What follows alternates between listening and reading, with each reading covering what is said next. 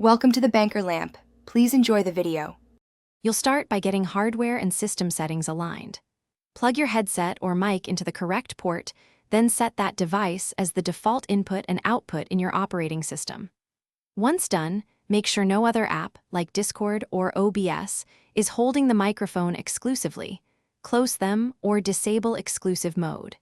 You want direct access to the hardware before launching the game, so the in-game voice system can claim the mic cleanly and avoid device conflicts. Now you'll align the game's audio with the system.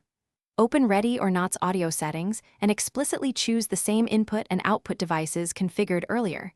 Mismatches cause no audio problems. Next, set input gain and voice activation threshold so your voice triggers reliably without constant noise. Also, confirm the game has microphone permission in your operating system, on Windows in Privacy Settings, on Mac OS in System Preferences. After these steps, perform a quick in-game mic test to validate levels and clarity.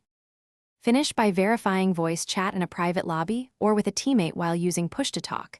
This isolates variables quickly. If you still have problems, restart the game. Often a full reboot of your PC or console clears device locks. One key troubleshooting tip: if audio is stubborn, toggle the OS exclusive mode for the microphone or reinstall/update the audio drivers. These fixes resolve driver conflicts and permission hangups.